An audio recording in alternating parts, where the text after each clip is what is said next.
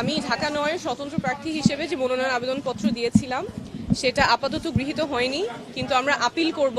Appeal করার প্রক্রিয়া আমরা ইতিমধ্যেই শুরু করেছি।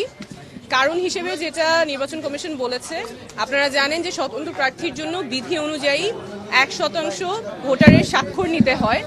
সেই ১% ভোটারের সংখ্যা যা হয় তার চেয়ে আমরা বেশি স্বাক্ষর সাবমিট করেছি, প্রায় ২০০-র মতো বেশি ছিল।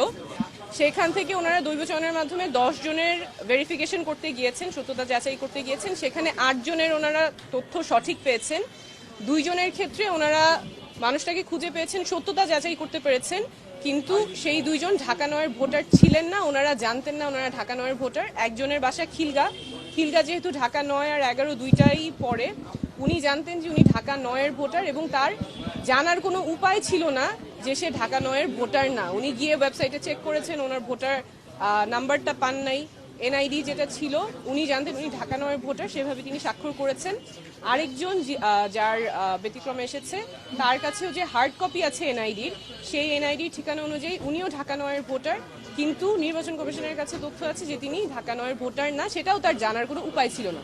তো যেই 2 জনের কথা ওনারা বলেছেন যাদের সত্যতা পেয়েছেন কিন্তু ঢাকা ৯-এর ভোটার না, এই 2 জনের ক্ষেত্রেই তাদের জানার কোনো উপায় ছিল না যে তারা কোন এলাকার ভোটার এবং ঢাকা ৯-এর ভোটার না। ওনারা জানতেন যে ওনারা ঢাকা ৯-এর ভোটার, সেই অনুযায়ী ওনারা স্বাক্ষর দিয়েছেন এবং নির্বাচন কমিশন কোনো উপায় রাখে নাই ভোটারদের জানার জন্য যে তারা কোন আসনের ভোটার কিংবা ভোটার নাম্বার কত।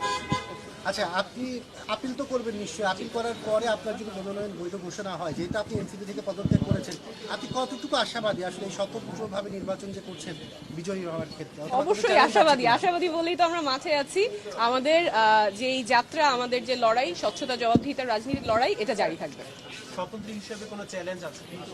অবশ্যই চ্যালেঞ্জ তো আছে। এই যে যেমন আজকে যেটা চ্যালেঞ্জ হলো, আসলে আমাদের তো রাইট টু ইনফরমেশন ওভাবে থাকে না। যারা এত কষ্ট করে স্বাক্ষর দিয়েছেন তাদের জন্য নির্বাচন কমিশন কোনো উপায়ও রাখে নাই জানার যে তিনি কোন আসনের ভোটার। আমরা এত কিছু বলি, আমাদের অধিকারের কথা বলি, কিন্তু এই বেসিক তথ্যটা জানার পর্যন্ত আমাদের কোনো উপায় রাখা হয় নাই। অবশ্যই চ্যালেঞ্জ আছে, তার সাথে অনেক পজিটিভও আছে।